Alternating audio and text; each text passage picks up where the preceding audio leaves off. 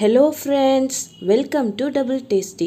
இன்றைக்கி நம்ம சேனலில் சூப்பரான மொறுன்னு ஒரு ஈவினிங் ஸ்நாக்ஸ் ரெசிபி தான் பார்க்க போகிறோம். ரொம்ப கம்மியான இன்க்ரீடியன்ட்ஸ் வச்சு ரொம்ப சீக்கிரத்துலேயே செஞ்சிடலாம் ஃப்ரெண்ட்ஸ். இந்த ரெசிபி ரொம்பவே நல்லாயிருக்கும். ஸோ பால் காய்ச்சி டீ போடுற நேரத்துலேயே நம்ம இந்த ரெசிபியை செஞ்சிடலாம். வீடியோக்குள்ளே போகிறதுக்கு முன்னாடி டபுள் டேஸ்டி சேனலை சப்ஸ்கிரைப் பண்ணிக்கோங்க. கூடவே பெல் ஐக்கானையும் கிளிக் பண்ணிக்கோங்க. இதை செய்கிறதுக்கு 200 கிராம் மைதா ஆட் பண்ணிக்கலாம். இது கூடவே ஒரு அரை டீஸ்பூன் அளவுக்கு கருஞ்சீரகம் சேர்த்துக்கலாம். ஸோ ஃப்ரெண்ட்ஸ், உங்களுக்கு தெரிஞ்சிருக்கும், இப்போது இந்த ரெசிபிக்கு முக்கியமான இன்க்ரீடியன்ட் கருஞ்சீரகம் தான். இதோட வாசனை ரொம்பவே நல்லாயிருக்கும். இப்போது தேவையான அளவு உப்பு சேர்த்துக்கலாம். இப்போது கொஞ்சமாக எண்ணெய் சேர்த்துட்டு இதை ஒரு வாட்டி நல்லா மிக்ஸ் பண்ணி விட்டுக்கோங்க. திரும்பவும் கொஞ்சம் கொஞ்சமாக எண்ணெய் சேர்த்துட்டு இந்த மாவில் நல்லா மிக்ஸ் பண்ணி விட்டுக்கோங்க. மாவோட பதம் எந்த அளவுக்கு இருக்கணும்னா, எல்லா இடத்துலையும் எண்ணெய் போட்டு நல்லா பிசைஞ்சிட்ட பிறகு கையில் பிடிச்சா இந்த மாதிரி கொழுக்கட்டை மாதிரி கையில் நிற்கணும். ஸோ இதுதான் கரெக்ட் பதம். இந்த டைமில் கொஞ்சம் கொஞ்சமாக தண்ணி ஆட் பண்ணிவிட்டு மாவை நல்லா பிசைஞ்சிக்கலாம். பூரி மாவை விட நல்லா கெட்டியான பதத்துக்கு மாவை பிசைஞ்சிக்கலாம். அப்போ தான் நமக்கு பிஸ்கெட் நல்லா கிறிஸ்பியாக கிடைக்கும்.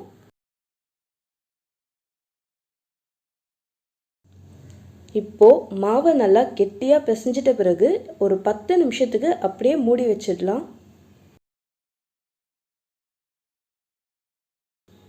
10 நிமிஷம் ஆயிடுச்சு. இப்போ பாருங்கள் ஃப்ரெண்ட்ஸ், மாவு இந்த அளவுக்கு நல்லா டைட்டாக பிசைஞ்சு வச்சுக்கோங்க. உங்களுக்கு இப்போ பார்க்கும்போதே தெரியும். இப்போது இதை ஒரு 2-3 உருண்டையாக நம்ம பிரித்து வச்சுக்கலாம்.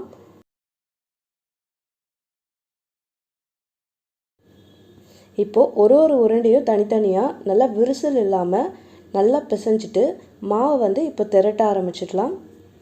ஃப்ரெண்ட்ஸ், இந்த ரெசிப்பியை நீங்கள் கோதுமை மாவில் கூட ட்ரை பண்ணலாம். நான் ட்ரை பண்ணதில்லை. சப்போஸ் உங்களுக்கு நல்லா வந்துச்சுன்னா எனக்கு கமெண்ட் பாக்ஸில் போடுங்க. மற்றவங்களுக்கும் அது யூஸ்ஃபுல்லாக இருக்கும். இப்போ பாருங்கள் ஃப்ரெண்ட்ஸ், இந்த அளவுக்கு நல்லா மெலிசாக தேய்ச்சிக்கோங்க. அப்போ தான் நமக்கு கிறிஸ்பியாக கிடைக்கும். நல்லா மெலிசாக தேய்ச்சிட்ட பிறகு இப்போது இதை நீல வாக்கில் கட் பண்ணிக்கலாம். ஸோ உங்களுக்கு எந்த ஷேப் வேணுமோ நீங்கள் கட் பண்ணிக்கலாம். டைமண்ட் ஷேப் வேணாலும் செஞ்சுக்கலாம். அப்படி இல்லைன்னா ஒரு சின்ன மூடி எடுத்து எல்லாத்தையும் ரவுண்ட் பிஸ்கெட்டாக கட் பண்ணி கூட எடுத்துக்கலாம். இப்போ பாருங்கள் ஃப்ரெண்ட்ஸ், நான் குறுக்கவும் கட் பண்ணி வச்சுக்கிட்டேன். இப்போது இதை தனியாக ஒரு பிளேட்டில் எடுத்து வச்சுக்கலாம். ஸோ அழகாக ஈஸியாக எடுக்க முடியும் இந்த மாதிரி நீங்கள் கட் பண்ணிங்கன்னா.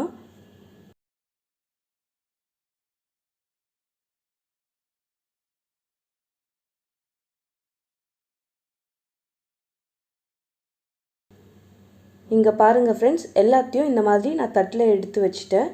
இப்போது கடாயில் எண்ணெய் ஊற்றிட்டு எண்ணெய் காயட்டும்னு இதை மிதமான தீயில வச்சு பொரிக்க ஆரம்பிச்சிடலாம்.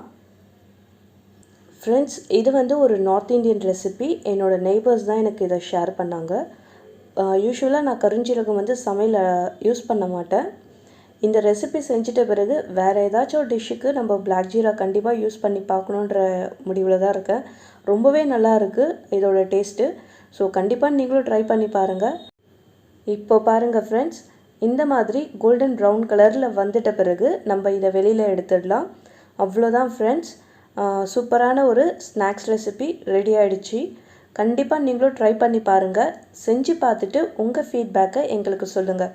அடுத்து வேறு ஒரு இன்ட்ரெஸ்டிங்கான ரெசிபியோட எங்களுடைய சமையல் பயணம் உங்களுடன் இனிதே தொடரும். தேங்க்யூ.